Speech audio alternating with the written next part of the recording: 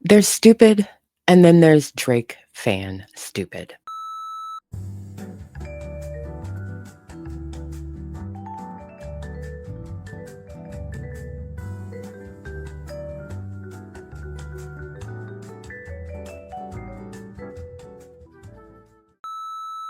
There's stupid, and then there's Drake fan stupid, a particular strain of online delusion.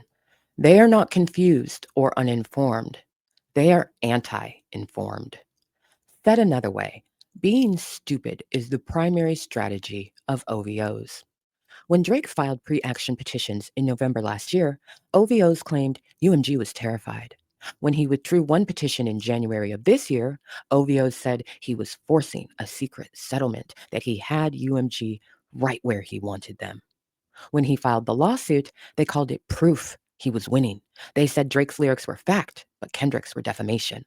When UMG moved to dismiss, OVO said they were scared of Drake and throwing settlement offers at him, even though Drake himself said he had no interest in settling. When Drake filed motions to compel for evidence, they said he'd soon replace Lucian Grange and expose Kendrick Lamar. At oral arguments, they said the judge's questions meant UMG was going to lose the motion. They said the judge was no fool and threw their confidence behind her. During the wait, they declared victory before the ruling ever existed. When the judge dismissed all of Drake's claims this past week, they ignored the legal reasoning. The judge ruled the lyrics were Kendrick's opinion, but OVO said she okayed defamation. They insisted public belief made it defamatory anyway.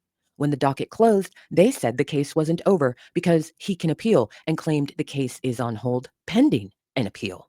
Now they claim the judge doesn't understand the sequence of events. After saying she should have only focused on the lyrics of Not Like Us, now they say she should have looked beyond the diss tracks to find proof that Kendrick provoked Drake into dropping push ups. At every turn, they've been wrong for nearly a year, and they're on the internet today, strong and still wrong. Why is that? Well, the answer is simple. OVOs are stupid and they like it that way. In fact, they need it that way because that's what works for them to control the alternate reality they're desperate to maintain. In reality, Drake's two pre action petitions were precursors, not an indication of a victory. They sought court authorized discovery before a formal suit to see whether enough evidence existed to justify a complaint. But Drake did not go through with those petitions. When he withdrew one petition and then filed the New York complaint, OVO's reframed procedural timing as strategic genius. That initial misreading is key. It's the ignition point for the pattern of willful stupidity. At every subsequent stage, the discovery motions, service of subpoenas, two motions to compel, the motion to dismiss, oral arguments, and the final order, the same reflex repeated. Their premise has always been Drake can't lose because he's a victim and UMG is corrupt. And the mechanism that they used was the willful misinterpretation of legal procedure as proof of winning. The result was to interpret every neutral event as confirmation of victory. When the outcome contradicted their expectation, they did not reevaluate their premises. They simply generated new conspiracies. The judge is biased. The judge was bribed. The judge favored Kendrick. The judge doesn't understand. And they did that to protect their belief structure. That's motivated reasoning, but the refusal to engage with plainly stated judicial rationale moves it into willful stupidity, the conscious rejection of accessible reality. There's an important escalation here. It's the collective refusal to understand and how that becomes a performative weapon. OVOs not only willfully misunderstand, but use that misunderstanding to attack others, lawyers, journalists, Kendrick's audience, as biased or stupid. It's not ignorance born of absence of knowledge, it's ignorance needed as their identity armor. That turns stupidity into a sort of tool of domination, a way to control discourse by exhausting those trying to inject facts. You can't argue with someone who prizes not knowing. Reason and stupid don't sit at the same table. We don't even share snacks.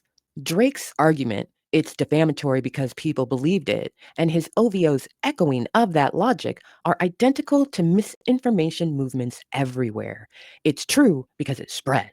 The court explicitly rejected that reasoning, and OVOs, in turn, rejected the court. What's fascinating is that the ruling itself is about public ignorance, the difference between opinion and fact, belief and proof. Drake's team argued that public interpretation could transform protected opinion into defamation. The judge's response essentially, no, public ignorance doesn't change protected opinion, was then met by public ignorance insisting otherwise. After the ruling, one of the most viral reactions came from someone who framed the decision as a threat to real victims. Their argument, essentially, I guess you can just run around calling innocent people pedophiles now, think about how this hurts actual survivors, was widely reposted, mostly by people who have historically mocked, dismissed, or vilified victims when those victims are women or when their abusers are celebrities they admire. That contradiction is the tell. It's not empathy, it's opportunism dressed up as morality. When the court dismissed Drake's lawsuit, they reject that judicial outcome, but pretend to side with the victims because it serves their narrative. This isn't actual compassion or concern for victims. It's OVO moral cosplay, invoking victimhood only when it props up their chosen narrative. And their reasoning forms a perfect contradiction. Their first premise, Drake is innocent and a victim because people believe false things about him, is met by their second premise, calling an innocent man a pedophile harms real victims, and that crashes right into the brick wall of judicial reality. The court found that the lyric was opinion, not fact, and that Drake suffered no legal harm, meaning any harm he may have suffered is not under the court's jurisdiction and not something that it has the power to resolve.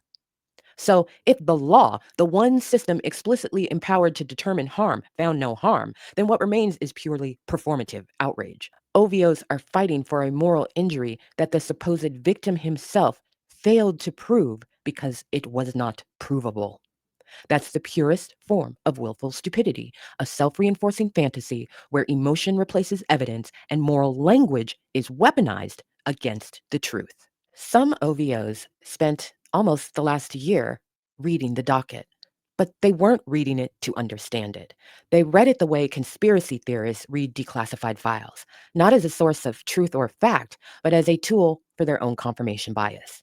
They'll screenshot one line from a 35-page order, rip it from context, and trumpet it online as proof the judge somehow agrees with them. They'll quote a procedural note or a single phrase and pretend it's a verdict. They aren't reading for comprehension, they're reading to argue. That's not literacy, that's intellectual fraud. This behavior sits halfway between arrogance and delusion.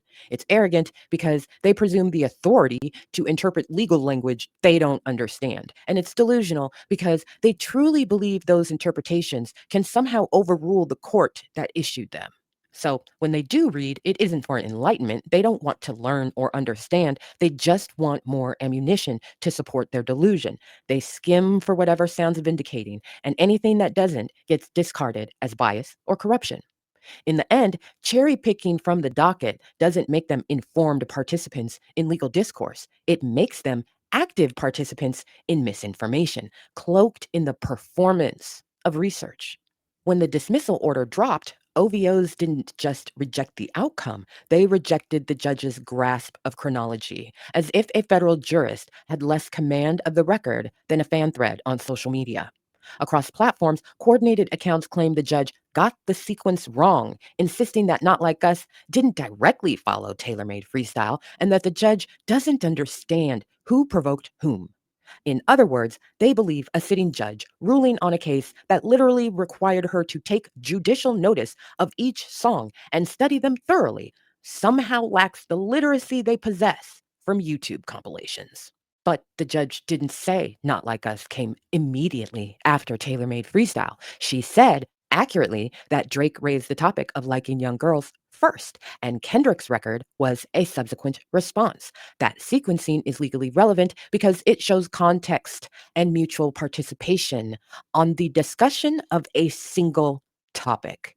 Both were central to her finding that the lyrics were part of a dialogue, not a unilateral, unprovoked attack. To deny that, then, OVOs now claim superior expertise, not just in music chronology, but in judicial reasoning, as if provocation order determines liability. Remember, none of these people factually know what the hell they're talking about, and as such, they willfully misinterpret a rap timeline for a chain of custody of guilt, arguing that if Kendrick started it, Drake simply defended himself from an attack. That's how little they understand about speech law, causation, or artistic exchange. This is arrogance disguised as analysis, the belief that screaming, actually, Your Honor, in a comment section outweighs the hundreds of pages of record the judge reviewed. It's the same delusion that fuels conspiracy thinking everywhere. If the expert disagrees with me, the expert must be wrong. In reality, the judge order reflects not confusion, but absolute comprehension. She fully grasped the sequence, the context, and the conversational nature of the songs.